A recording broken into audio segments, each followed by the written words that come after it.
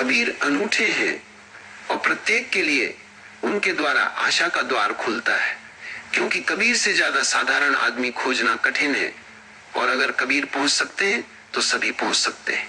कबीर निपट गंवार है, इसलिए गंवार के लिए भी आशा है।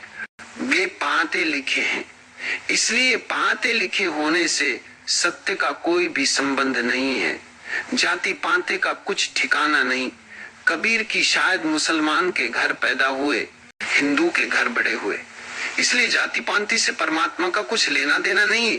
कबीर जीवन भर गृहस्थ रहे, जुलाहे बुनते रहे, कप्पे और बेचते रहे, घर छो हिमालय नहीं गए, इसलिए घर पर भी परमात्मा आ सकता है, हिमालय जाना आवश्यक नहीं। कबीर ने कुछ भी न छोजा और सभी कुछ पा लिया, इसलिए छोजना पाने की शर्त नहीं हो सकती। और कबीर के जीवन में कोई भी विशिष्टता नहीं है, इसलिए विशिष्टता अहंकार का आभूषण होगी, आत्मा का सौंदर्य नहीं। कबीर न धनी है, न ज्ञानी है, न समादृत है, न शिक्षित है, न सुसंस्कृत है। कबीर जैसा व्यक्ति अगर परम ज्ञान को उपलब्ध हो गया तो तुम्हें भी निराश होने की कोई भी जरूरत नहीं, इसलिए कबीर में बड़ी आशा है। बुद्ध अगर पाते हैं तो पक्का नहीं कि तुम पा सकोगे। बुद्ध को ठीक से समझोगे तो निराशा पक्केगी, क्योंकि बुद्ध की बड़ी उपलब्धियां हैं पाने के पहले। बुद्ध सम्राट है, इसलिए सम्राट अगर धन से छूट जाए आश्चर्य नहीं, क्योंकि जिसके पास सब है उसे उस सब की व्यर्थता का बोध हो जाता है। गरीब के लिए बड़ी कठिनाई है धन से छूटना, जिसके पास है ही नहीं उसे व्यर्थता का पता कैसे चलेगा। बुद्ध को पता चल गया, तुम्हें कैसे पता चलेगा कोई चीज व्यर्थ है? इसे जानने के पहले कम से कम उसका अनुभव तो होना चाहिए। तुम कैसे कह सकोगे कि धन व्यर्थ है? धन है कहाँ? तुम हमेशा अभाव में जिए हो, तुम सदा झोपड़े में रहे हो, तो महलों में आनंद नहीं है, ये तुम कैसे कहोगे? और तुम कहते भी रहो तो भी यह आवाज तुम्हारे हृदय की आवाज न हो सकेगी, यह दूसरों का सुना हुआ सत्य होगा, और गहरे में धन तुम्हें पके ही रहेगा। बुद्ध को समझोगे तो हाथ पैर ढीले पड़ जाएंगे। बुद्ध कहते हैं स्त्रियों में सिवाय हड्डी मांस मज्जा के और कुछ भी नहीं है, क्योंकि बुद्ध को सुंदरतम स्त्रियां उपलब्ध थीं। तुमने उन्हें केवल फिल्म के पर्दे पर देखा है। तुम्हारे और उन सुंदरतम स्त्रियों के बीच बड़ा फासला है। वे सुंदर स्त्रियां तुम्हारे लिए अति मनमोहक हैं। तुम सब खोजकर उन्हें पाना चाहोगे, क्योंकि जिसे पाया नहीं है वह व्यर्थ है। इसके जानने के लिए बड़ी चेतना चाहिए। कबीर गरीब हैं और जान गए यह सत्य कि धन व्यर्थ है।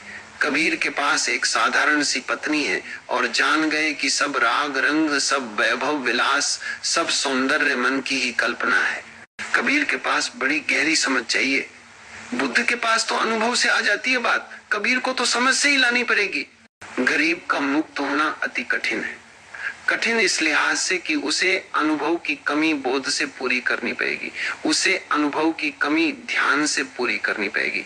अगर तुम्हारे पास भी सब हो जैसा बुद्ध के पास था तो तुम भी महल छोड़कर भाग जाओगे, क्योंकि कुछ और पाने को बचा नहीं। आशा टूटी, वासना गिरी, भविष्य में कुछ और है नहीं, वहां महल सूना हो गया। आदमी महत्वाकांक्षा में जीता है। महत्वाकांक्षा कल की और बढ़ा होगा और बढ़ा होगा और बढ़ा होगा, दौड़ता रहता है, लेकिन आखिरी पजाव आ गया। अब कोई गति ना रही, छोड़ोगे नहीं तो क्या करोगे? तो महल या तो आत्मघात बन जाता है या आत्मक्रांति। पर कबीर के पास कोई महल नहीं है। बुद्ध बड़े प्रतिभाशाली व्यक्ति हैं, जो भी श्रेष्ठतम ज्ञान था उपलब्ध उसमें दीक्षित किए गए थे, शास्त्रों के ज्ञाता थे, शब्द के धनी थे, बुद्धि बड़ी प्रखर थी, सम्राट के बेटे थे, तो सब तरह से सुशिक्षा हुई थी। कबीर सचक पर बड़े हुए। कबीर के माँ बाप का कोई पता नहीं है। शायद कबीर नाजायज संतान हो तो माँ ने उसे रास्ते के किनारे छोड़ दिया था बच्चे को पैदा होते ही, इसलिए माँ का कोई पता नहीं। कोई कुलीन घर से कबीर आए नहीं, सचक पर ही पैदा हुए जैसे, सचक पर ही बढ़े हुए जैसे। जैसे भिखारी होना पहले दिन से ही भाग्य में लिखा था। यह भिखारी भी जान गया कि धन व्यर्थ है तो तुम भी जान सकोगे।